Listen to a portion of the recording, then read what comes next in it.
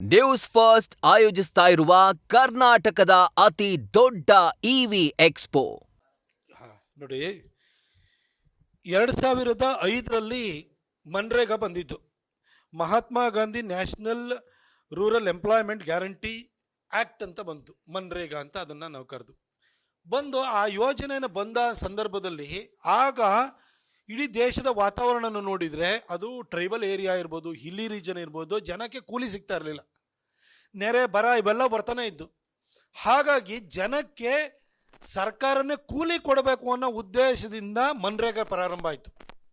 ನರೇಂದ್ರ ಮೋದಿಜಿಯವರು 2014ರಲ್ಲಿ ಬಂದಾದ ನಂತರ ಆ ಯೋಜನೆಗೆ ಸ್ವಲ್ಪ ವಿಸ್ತೃತ ರೂಪವನ್ನು ಕೊಟ್ಟು 264 ಕಾಮಗಾರಿಗಳನ್ನು ತೆಗೆದುಕೊಳ್ಬೋದು ಅಂತೇಳಿ ಹೇಳ್ಬಿಟ್ಟು ಅದರ ಸ್ಕೋಪನ್ನು ವಿಸ್ತರಿಸಿದರು. ಆಯಾ ರಾಜ್ಯಗಳಲ್ಲಿ ಆಯಾ ಪರಿಸ್ಥಿತಿಗೆ ಅನುಗುಣವಾಗಿ ಬೇರೆ ಬೇರೆ ಕಾಮಗಾರಿಗಳನ್ನು ಕೂಡ ಕೈಗೆತ್ತಿಕೊಳ್ಬೋದು ಅಂತೇಳಿ ಹೇಳ್ಬಿಟ್ಟು ಅದರಲ್ಲಿ ಪ್ರಾವಿಷನ್ನ ಮಾಡಿರು. ಪಂಚಾಯಿತಿ ಸೇವಾ ಕೇಂದ್ರವನ್ನು ಕಟ್ಟೋದಕ್ಕೂ ಕೂಡ ಮೊದಲು 11,25,000 ಇದ್ದಿದ್ದನ್ನು 38 ಲಕ್ಷಕ್ಕೂ ಕೂಡ ಏರಿಸಿದ್ರು. ಈ ಎಲ್ಲ ಕೆಲಸವನ್ನು ಮಾಡಿದ್ರು. ಆದರೆ ಒಂದು ಲೂಪ್ ಹೋಲ್ಸ್ ಯಾವತ್ತೂ ಇದ್ದೇ ಇತ್ತು. ಏನಂತಂದರೆ, ಮ್ಯಾಂಡೇಸ್ ನಮಗೆ ಕೂಲಿ ಅಂತೇಳಿ ದಿನಗೂಲಿ ಅಂತ ಬರ್ತಾರೆ, ಜಾಬ್ ಕಾರ್ಡ್ ಇಟ್ಕೊಂಡಿರ್ತಾರೆ. ಆ ಜಾಬ್ ಕಾರ್ಡನ್ನು ಇಟ್ಕೊಂಡು ಅವ್ರ ಹೆಸರಿನಲ್ಲಿ ದುಡ್ಡು ಸರ್ಕಾರದಿಂದ ದುಡ್ಡು ಹೋಗ್ತಾ ಇದೆ, ಆದರೆ ಕೆಲಸನೇ ಆಗ್ತಾ ಇಲ್ಲ. 20 ವರ್ಷಗಳಾಯಿತು. 2025ಕ್ಕೆ 20 ವರ್ಷ ಆಯಿತು ಒಂದು ಯೋಜನೆ. ಭಾರತದ ಇತಿಹಾಸದಲ್ಲಿ 20 ವರ್ಷದ ನಂತರನೂ ಮುಂದುವರಿತಾರೆ ಯಾವ್ಯಾವ ಯೋಜನೆ ಇದೆ ದಯವಿಟ್ಟು ಹೇಳಿ. ಹಾಗಾಗಿಯೇ ನರೇಂದ್ರ ಮೋದಿಜಿಯವರು ಗ್ರಾಮಗಳ ಅಭಿವೃದ್ಧಿ ಆಗಬೇಕು ಅಂತೇಳಿ ಒಂದು ಸಮಗ್ರ ಕಲ್ಪನೆಯನ್ನು ಇಟ್ಕೊಂಡು ಇದು ಒಂದು VBG ರಾಮ್ಜಿ ಅಂತೇಳಿ ಪ್ರಾರಂಭ ಮಾಡಿದ್ರು. ಅಂದರೆ ವಿಕಸಿತ ಭಾರತವನ್ನು 2047ಕ್ಕೆ ಮಾಡಬೇಕಾಗಿರೋದ್ರಿಂದ ಗ್ಯಾರಂಟಿ ಫಾರ್ ರೋಜ್ಗಾರ್ ಮತ್ತು ಆಜೀವಿಕ್ ಮಿಷನ್ ಅಂತೇಳಿ ಹೇಳ್ಬಿಟ್ಟು VBG ರಾಮ್ಜಿ ಅಂತೇಳಿ ಹೇಳ್ಬಿಟ್ಟು ಯೋಜನೆಯನ್ನು ಮಾಡಿರು. ಇದರೊಳಗಡೆ ಕೆರೆದು ಹೂಳೆತ್ತದು ಮಾತ್ರ ಬೇಡ, ಕೆರೆದು ಏರಿನೂ ಕಟ್ಟಬೇಕು, ಅದು ಬಂಡ್ ಕಟ್ಟಬೇಕು, ಜೊತೆಗೆ ಅದು ತೂಬನ್ನು ಕಟ್ಟಬೇಕು, ಪ್ರತಿಯೊಂದನ್ನು ಸೇರಿಸಿದಂತೆ ಅದ್ರ ಕಾಂಪ್ರಹೆನ್ಸಿವ್ ಡೆವಲಪ್ಮೆಂಟ್ ಆಗಬೇಕು, ಇಂಟಿಗ್ರೇಟೆಡ್ ಡೆವಲಪ್ಮೆಂಟ್ ಆಗಬೇಕು ಅಂತ ಇದನ್ನೆಲ್ಲ ಇಟ್ಕೊಂಡು ಇದು ಹೊಸ ಯೋಜನೆಯನ್ನು ತಂದಿರುವಂಥದ್ದು. ಮ್ಯಾಂಡೇಸ್ 100 ಇತ್ತಲ್ಲ, ಅದು 125 ಮಾಡಿದ್ದಾರೆ ಅಷ್ಟೇ. ಅದರಲ್ಲೂ ಕೂಡ ಎಲ್ಲ ಚೆಕ್ಸ್ ಆ್ಯಂಡ್ ಬ್ಯಾಲೆನ್ಸಸ್ಸನ್ನು ಇಟ್ಟಿದ್ದಾರೆ. ಇದು ಸಂಪೂರ್ಣವಾಗಿ ಬೇರೆ ಯೋಜನೆ. ಆ ಯೋಜನೆ ಹಿಂದಿನ ಯೋಜನೆಯಲ್ಲಿದ್ದ ಕೆಲವು ಅಂಶಗಳನ್ನು ಇದು ಒಳಗೊಂಡಿದ್ರು ಕೂಡ ಇದು ವಿಕಸಿತ ಭಾರತದ ಕಲ್ಪನೆಯನ್ನು ಇಟ್ಕೊಂಡಿರುವಂಥ ಹೊಸ ಯೋಜನೆ. ಹಾಗಾಗಿ ಇದನ್ನು ಆ ಯೋಜನೆಗೂ ಈ ಯೋಜನೆಗೂ ಕಂಪೇರ್ ಮಾಡೋಕ್ಕಲ್ಲ. ಯಾಕಂದರೆ ನಾನು 10 ವರ್ಷ MP ಆಗಿ ಆ ಯೋಜನೆ ಹೆಸರು ಬದಲಾವಣೆ ಇಲ್ಲ, ಇದು ಯೋಜನೆನೇ ಹೊಸದು. ನಿಮ್ಗೆ ಅದಕ್ಕೂ ಇದಕ್ಕೂ ಕಂಪ್ಯಾರಿಸನ್ ನೀವೇನು ಹೇಳ್ತೀರಿ? ಅಲ್ಲಿ 100 ದಿನ ಕೂಲಿ ಕೊಡ್ತಾ ಇದ್ರೆ, ಇಲ್ಲಿ 125 ದಿನ ಕೂಲಿ, ಅದು ಅಷ್ಟೇ ಕಂಪ್ಯಾರಿಸನ್ ಇರೋದು ನಿಮಗೆ.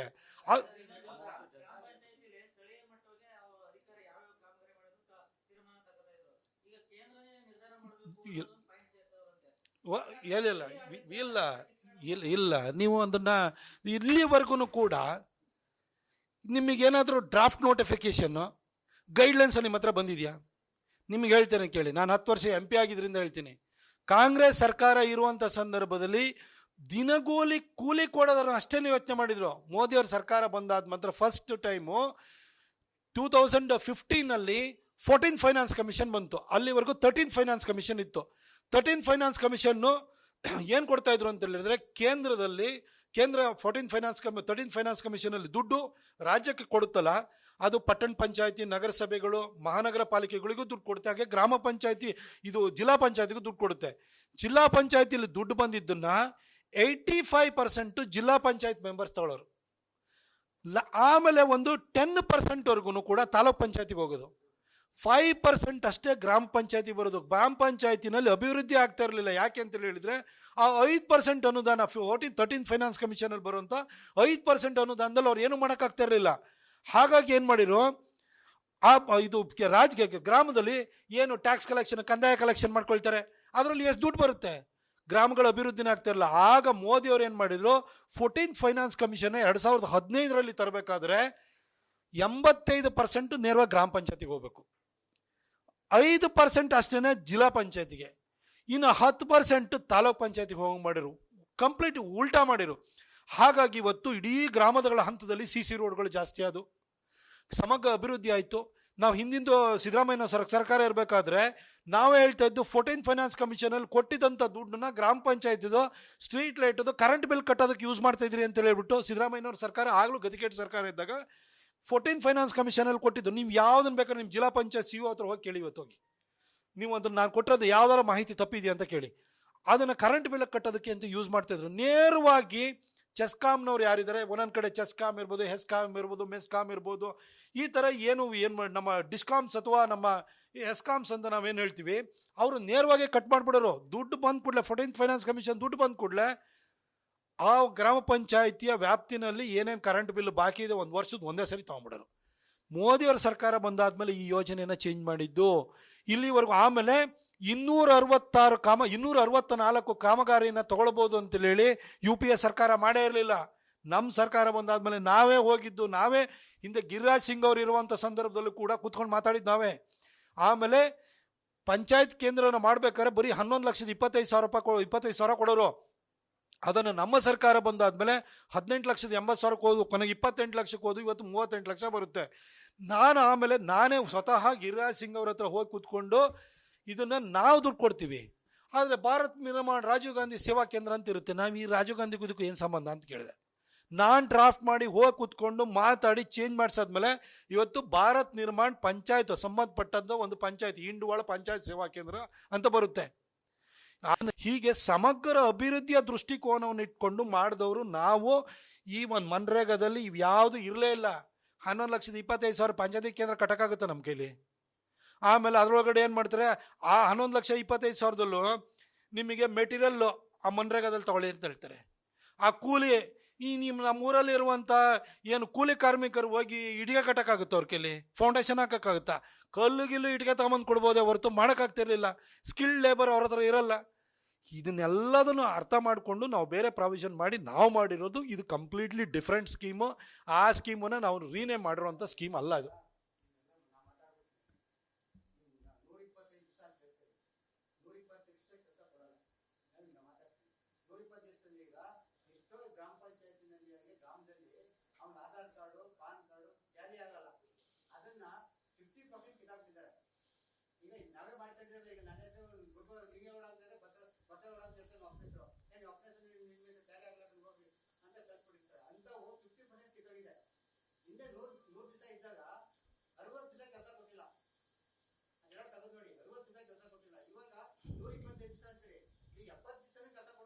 ಓಕೆ, ಹೇಳ್ತೀನಿ ನೋಡಿ. ಒಂದು ನಿಮಿಷ ಅಣ್ಣ, ಗೊತ್ತಾಯ್ತು, ನಾನೇ ನಿಮ್ಗೆ ಹೇಳ್ತೀನಿ. ಹಿಂದಿನ ಸರ್ಕಾರ 100 ದಿನ ಕೆಲಸ ಅಂತ ಹೇಳ್ತಿತ್ತಲ್ಲ, ಈಗ ನಮ್ಮಲ್ಲಿ ಬಂದ್ಬೇಕಾದ್ರೆ 60 ದಿನ ಮಧ್ಯದಲ್ಲಿ ಕೃಷಿ ಚಟುವಟಿಕೆಗಳು. ಈಗ ಜೂನಲ್ಲಿ ಕೃಷಿ ಚಟುವಟಿಕೆ ಪ್ರಾರಂಭ ಆಗುತ್ತೆ, 60 ದಿನ ಬ್ರೇಕ್ ಅಂತ ಹೇಳಿದ್ರು. ಆ ಟೈಮ್ ಒಳಗಡೆ ಕೃಷಿ ಚಟುವಟಿಕೆ ಇಂಪಾರ್ಟೆಂಟು, ಯಾಕಂದರೆ ಅನ್ನ ಕೊಡಬೇಕು ದೇಶಕ್ಕೆ. ಅದಕ್ಕೋಸ್ಕರ ಆ ಸಂದರ್ಭದಲ್ಲಿ VBG ರಾಮ್ಜಿ ಏನು ಪ್ರೋಗ್ರಾಮ್ ಇದೆಯಲ್ಲ ಅದು ಅನ್ವಯ ಆಗಲ್ಲ. ಮ್ಯಾಂಡೇಸಲ್ಲಿ ನಾವು ಕೆಲಸನ ಕೊಡಲ್ಲ, ಕೂಲಿ ಕೊಡಲ್ಲ. ಆಮೇಲೆ ಇಲ್ಲಿ ನಮ್ಮ ಮಂಡ್ಯದಲ್ಲಿ ಯೋಚನೆ ಮಾಡೋಣ. ಫಸ್ಟು ನಾವು ಬಂದಾಗ 125 ರೂಪಾಯಿ ಕೂಲಿ ಕೊಡೋರು ಒಂದಿನಕ್ಕೆ.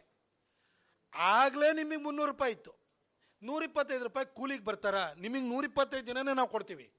ಆದ್ರೆ 120 ನಿಮಗೆ ಆ ರೇಟಿಗೆ ಬರ್ತಾರೆ. ಈಗ 340 ರೂಪಾಯಿನ ನಮ್ಮ ಮೋದಿ ಸರ್ಕಾರ ಮಾಡಿದೆ. ಇವತ್ತು 340 ರೂಪಾಯಿ ಕೊಟ್ಟರು ಕೂಡ ನೀವೇ ಯೋಚನೆ ಮಾಡಿ ಕೂಲಿಗೆ ಬರ್ತಾರೆ. ಇವತ್ತು ಜನ ಆರಾಮಾಗಿ ಬೆಳಗ್ಗೆ ಬಂದು 8 ಗಂಟೆಗೆ ಹೋಗಿ ಮಧ್ಯಾಹ್ನ 2 ಗಂಟೆಗೆ ಆ ಮಲೆನಾಡು ಕಡೆಯಲ್ಲಿ ನಿಂತಿಲ್ವ, ಬೆಳಗ್ಗೆ 8 ಗಂಟೆ ಬಂದು 12 ಗಂಟೆ 1 ಗಂಟೆ ಒಳಗಡೆ ಕೆಲಸ ಮುಗಿತೆ. 600 ರೂಪಾಯಿ 700 ರೂಪಾಯಿ ಸಂಬಳ ಸಿಗುತ್ತೆ. ಈ 340 ರೂಪಾಯಿಗೆ ಅವನು ಯಾಕೆ ಬಂದು ಒದ್ದಾಡ್ತಾನೆ? ಅವ್ನು ಬರೋಲ್ಲ, ಈಗ ಹೋಗ್ಬಿಟ್ಟು ಆಗ್ಯೋದು ಅದ್ರ ಬದಲು ತೋಟದ ಕೆಳಗಡೆ ನೆರಳು ಕೆಳಗಡೆ ಕೆಲಸ ಮಾಡೋದು, ಅದಕ್ಕೆ ಅಲ್ಲಿಗೆ ಹೋಗ್ಬಿಡ್ತಾನೆ. ಮಂಡ್ಯದಲ್ಲೇ ಇವಾಗ ನಿಮಗೆ 340 ರೂಪಾಯಿ ಕೊಡ್ತೀವಿ ಅಂತೇಳಿ ಹೇಳಿದ್ರು ಕೂಡ ಎಷ್ಟು ಜನ ನಮಗೆ ಇವತ್ತು ಕೆಲಸದವ್ರು ಬರ್ತಾರೆ? ಹಾಂ, ಇಲ್ಲಿ ಸಾಮಾನ್ಯದಲ್ಲಿ ಈಗ 600 ರೂಪಾಯಿ ಕೊಡಬೇಕಾದ್ರೆ ನಿಮಗೆ ಈ 340 ರೂಪಾಯಿ ಬರಲ್ಲ. ಹಾಗಾಗಿ ಸರ್ ಟ್ಯಾಲಿ ಪ್ರಶ್ನೆ ಅಲ್ಲ. ಇಲ್ಲಿ ಒಂದೇನು ಮಾಡಿದ್ದಾರೆ ಅಂತಂದರೆ, ಈ ಹಿಂದೆನೂ ಕೂಡ ಕೂಲಿಗೆ ಬರೋರ ಸಂಖ್ಯೆ ಕಮ್ಮಿ ಇತ್ತು.